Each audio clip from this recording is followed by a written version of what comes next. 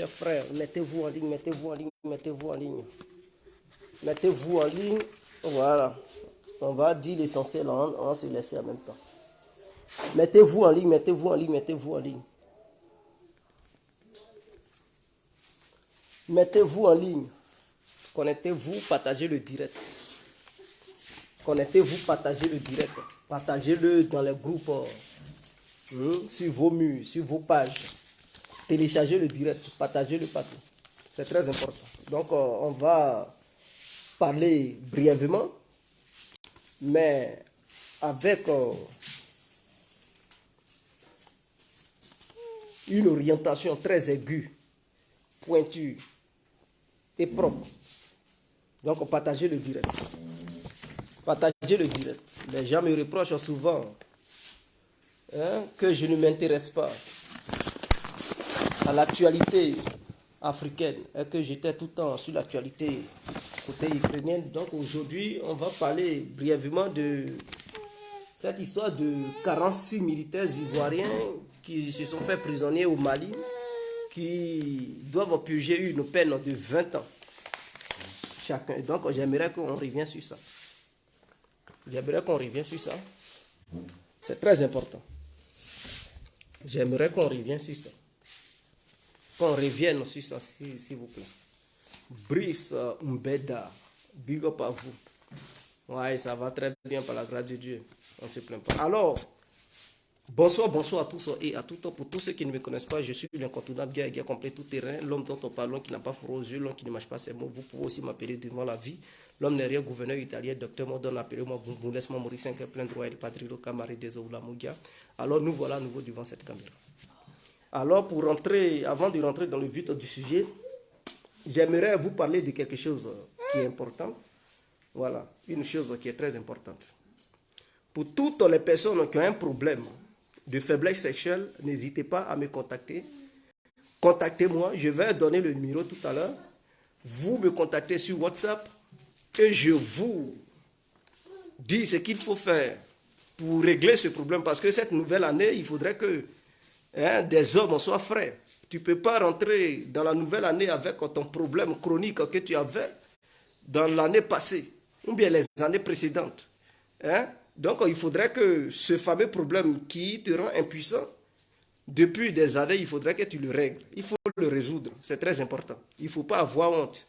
Ma soeur, s'il y a ton mari ou ton mec qui a ce problème-là, n'hésite pas. Il faut commander pour lui.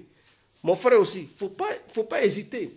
Tu vas rester là, avoir peur. Et bon, ça n'honore pas les hommes.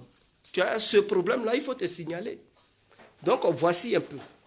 En dehors de ça, pour tous ceux qui ont problème de coco, l'hémorroïde, c'est ça qu'on appelle le coco chez nous, au pays en Côte d'Ivoire, tu as ça là. Il ne faut pas hésiter. Parce que ceux qui travaillent dans les bureaux ou bien qui restent assis pendant longtemps, ou bien les chauffeurs, souvent ça provoque le coco. Le fait de rester longtemps assis, ça fait sortir ton coco, mon frère ou soeur. Ou ma soeur. Donc, il ne faut pas hésiter à trouver une solution pour régler ton coco. C'est très important. Donc, commandez, n'hésitez pas. N'hésitez surtout pas à passer vos commandes. Maintenant, il y a un nouveau médicament. Ce n'est pas une injure, mais c'est un fait. Si tu te sens gros ou grosse, je dis bien toutes les personnes qui se sentent grosses, femmes comme garçons, n'hésite pas à me contacter. Il y a un médicament très miraculeux. Je dis bien un médicament miraculeux, jamais conçu dans la vie. Et vous ne verrez jamais ça. Quel que soit l'endroit où vous êtes, vous ne pouvez pas voir ce médicament. De nos jours, les gens sont obligés de faire du sport, courir pour maigrir. D'autres sont obligés de se faire opérer pour qu'on diminue leur corpulence. Parce qu'ils sont tellement gros. La peau pend de partout. Et je pense que ce phénomène, il faudrait qu'on mette fin à ça. Il faudrait que ce phénomène qui fait des ravages à travers le monde entier prenne fin. Oui, il faut toujours trouver des solutions. C'est la nouvelle année. Il faudrait qu'il y ait des solutions pour les personnes qui sont en forme. Donc, vous les mecs qui aimez les femmes en skin, skinette, c'est ça, c'est ce que vous dites, non? Ou bien skinny. Si tu vois ta femme, elle est en forme, elle est grosse, et que tu ne veux pas d'elle, tu dis, je veux qu'elle soit comme mon squelette. Mon frère, il ne faut pas hésiter à me contacter. Pourquoi tu as peur? Contacte-moi, elle va maigrir. Moi, dès moi seulement là, elle va avoir la forme dont tu as besoin. Tu vas la regarder chaque matin, tu dis, voilà, tu as la forme parfaite et tu arrêtes. Ce n'est pas un truc, un traitement qui dure longtemps. Hein. Non, non, non, non, non, c'est rapide. C'est comme le médicament sur place. On appelle ça sur place. Tu prends ça. Toi, homme aussi, vous les femmes là, vous qui avez des hommes qui sont gros. Hein? Ils sont gros. Et pour ça, ça vous gêne. Ça vous empêche de sortir avec eux pour aller au dehors. Souvent même ton mec, il est là et puis tu es loin parce que tu ne veux pas que les gens disent que c'est ton mec. Parce qu'il te gêne, il est gros et tout, et ça te gêne. Mon frère, tu as ce problème-là. Il faut me contacter. Ma soeur, tu as ce problème. Ton mec a un tel problème, il est gros, il est truc, ça te gêne. On n'a pas dit il est en forme. Il est gros. Il y a gros et puis être en forme et puis être gros. C'est différent. Il est gros. Ça te gêne. N'hésite pas à me contacter. Ma soeur, contacte-moi. C'est un médicament très miraculeux qui fait maigrir les gens. En 2 semaines seulement, tu prends ça, tu maigris. On dirait que tu as fait un sport d'un an. Ce médicament est très violent. Et très précis et concis. Donc, n'hésitez pas à me contacter pour ça. Pour cela, j'aimerais vous donner mon numéro sur WhatsApp. Donc, plus 33, écrivez plus 33, 7, 80, 49, 53, 79 à la fin. Donc, je répète, plus 33, 7, 80, 49, 53, 79.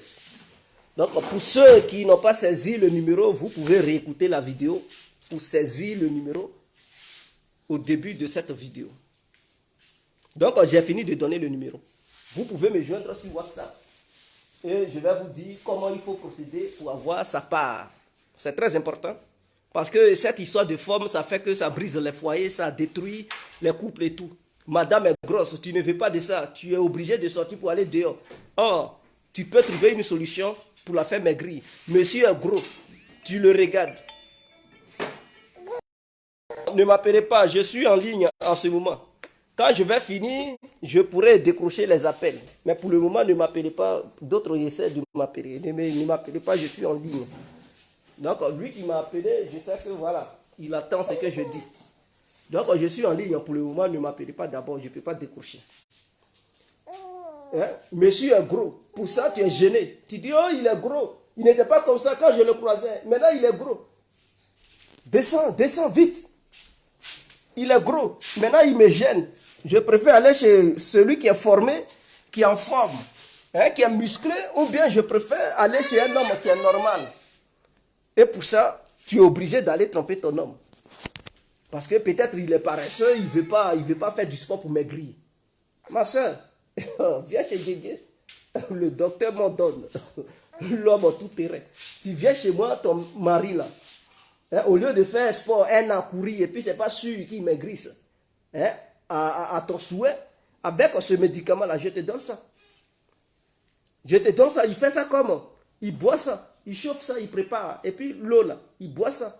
Il prend un petit verre, il boit. Je dis un petit verre. Le verre de thé, c'est puissant. Ce sont les petits verres de thé là. Il prend ça. Un matin, le soir. D'ici, ils vont dire, moi, lui-même, il va maigrir, il va avoir peur.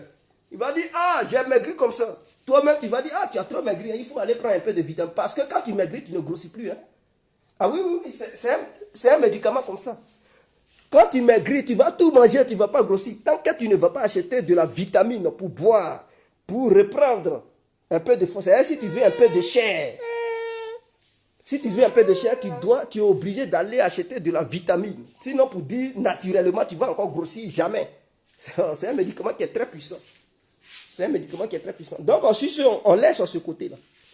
On va sur les 46 militaires qui ont été condamnés à 20 ans de prison. 20 ans là, en Afrique, c'est comme prison à vie, hein, parce que ce n'est pas sûr à leur âge qu'ils ont là. 20 ans de prison, connaissant les prisons africaines, où il y a la chaleur, il y a la maltraitance, il y a tout ceci. 20 ans de prison en Afrique et puis tu vas t'en sortir vivant, ce n'est pas garanti.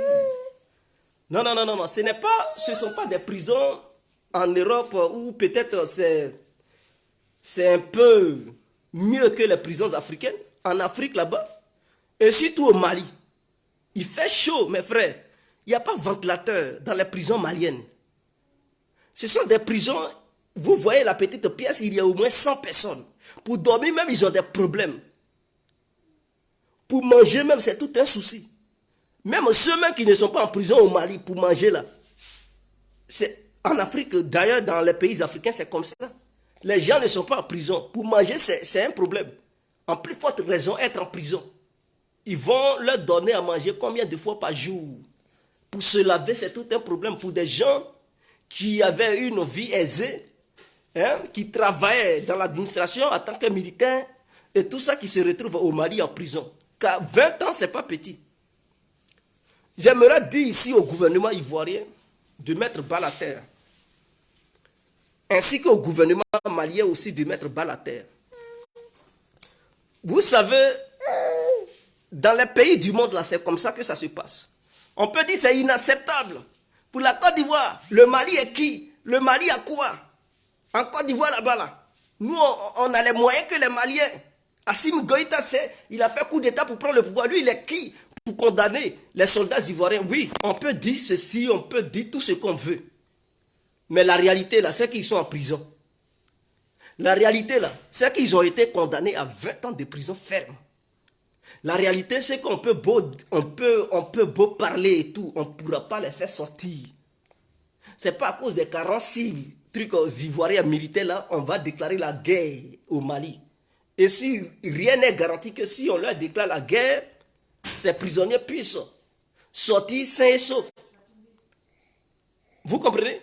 Si on leur déclare la guerre, là, ils risquent de perdre leur vie.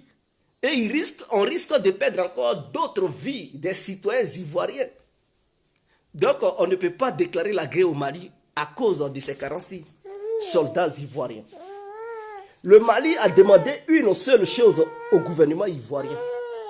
C'est qu'il y a des opposants maliens qui ont voulu déstabiliser le pouvoir malien. Il y a des gens comme les Boubou Cissé, dont leur appel téléphonique avait été affiché sur les réseaux sociaux avec le président de la République. Où Boubou Cissé, à travers cet appel, si c'est réellement vrai, il complotait pour mettre l'économie du Mali à genoux. Donc, un tel individu qui est un citoyen malien, qui complote, qui appelle d'autres États pour sanctionner son pays afin de mettre l'économie de son pays en genoux et voir les citoyens de ce pays mourir de faim est un danger pour son propre pays. Et peut-être il y a assez de Boubou Cissé au Mali qui se sont réfugiés en Côte d'Ivoire. Le gouvernement malien a demandé une seule chose.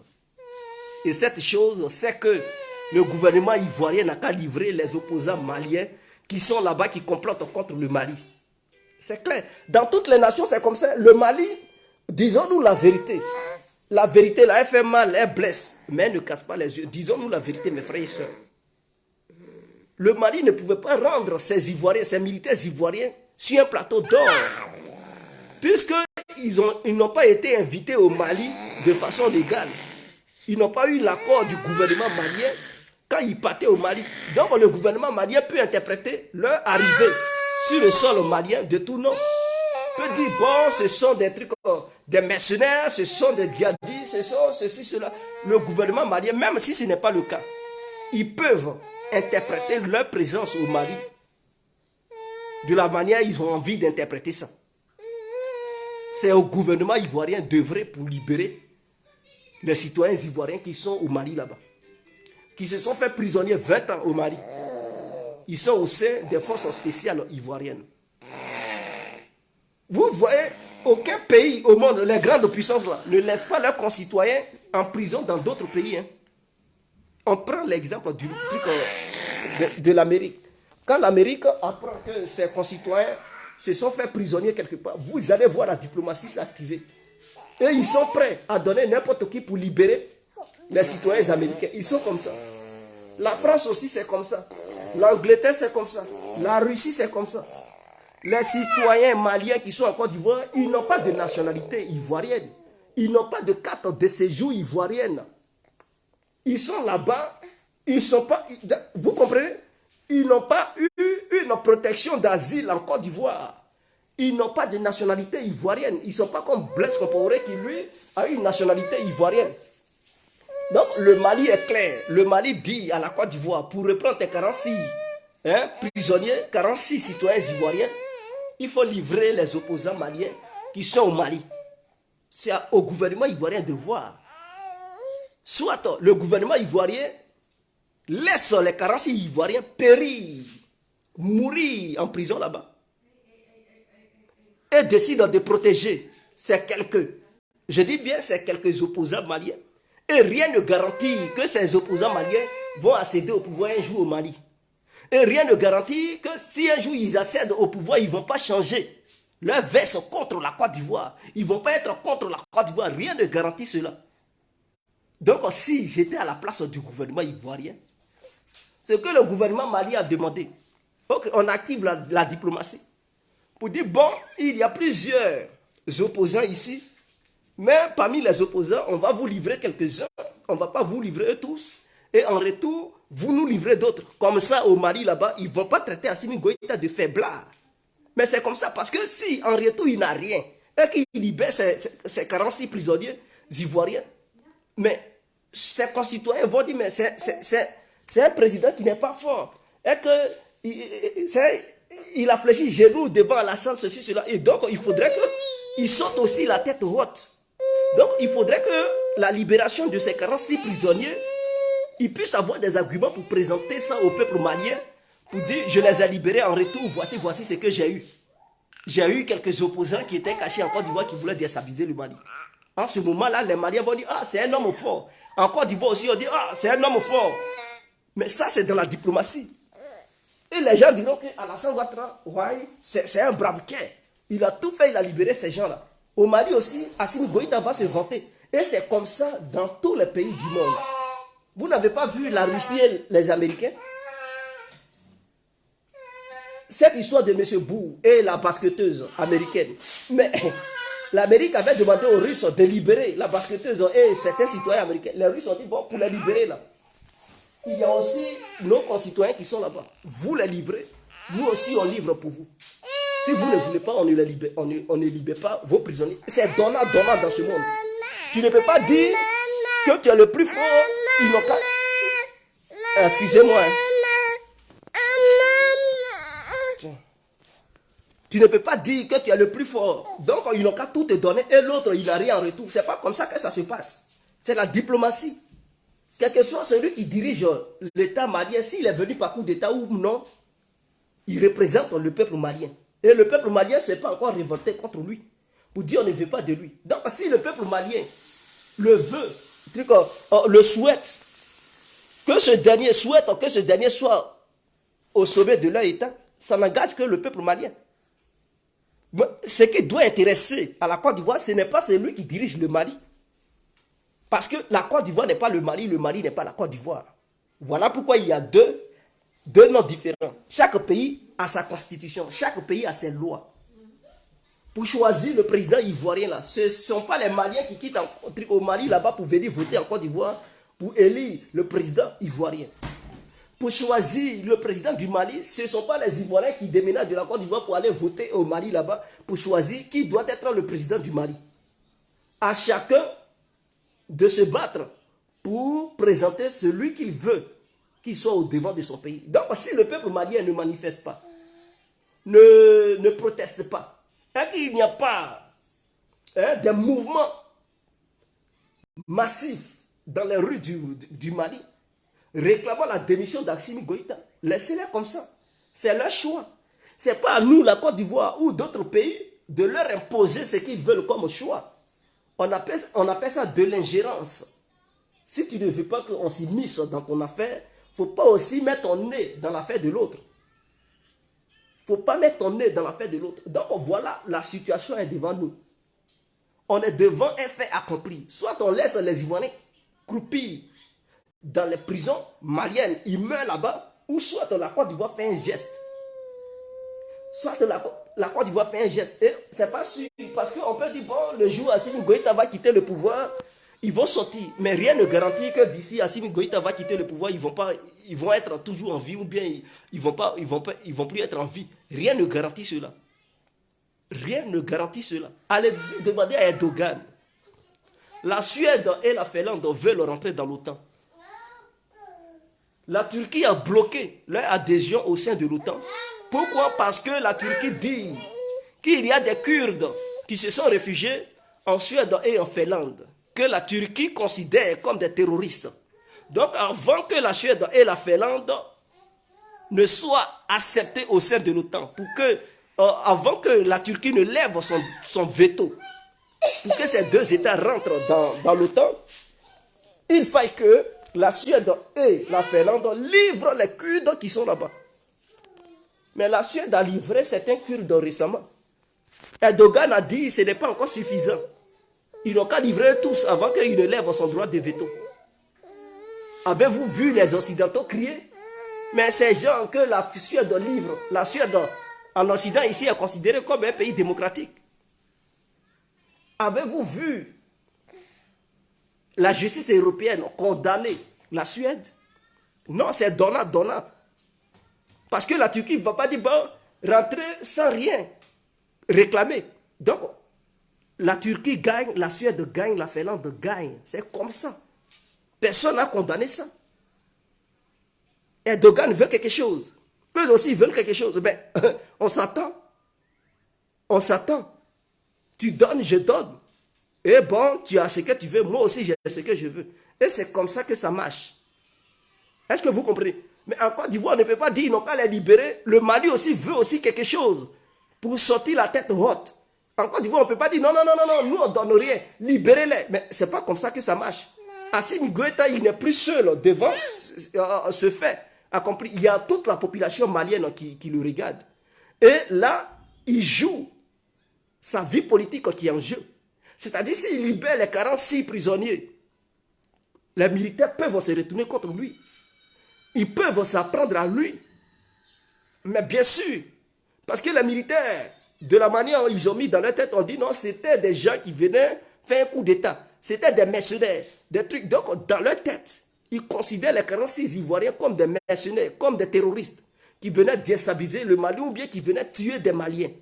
Donc, Assimi Goïta, dans sa position actuelle, il ne peut pas prendre une décision allant contre la volonté du peuple malien. Est-ce que vous comprenez? Donc, pour que Assimi Goïta fasse un geste pour s'expliquer devant le peuple malien, il faudrait que aussi la Côte d'Ivoire fasse aussi un geste. Ça coûte quoi à la Côte d'Ivoire? Ces opposants maliens-là, ils ne sont pas en Côte d'Ivoire pour travailler pour le Mali. Hein. Les grandes puissances ont toujours livré des gens pour leurs propres citoyens. Il s'agit de l'avenir des Ivoiriens qui sont l'avenir des Ivoiriens qui est en jeu au Mali. Soit ils meurent, soit ils survivent. Si l'État ivoirien ne fait rien, ils vont mourir. Au nom de quoi? Non, opposants maliens. Et que ces opposants-là, ils garantissent quoi à la Côte d'Ivoire? Vous savez, quand les gens ils veulent prendre le pouvoir, ils promettent n'importe quoi et n'importe comment. Une fois au pouvoir, vous allez les voir. Ils vont oublier la Côte d'Ivoire, ils vont faire n'importe quoi. On ne sait jamais.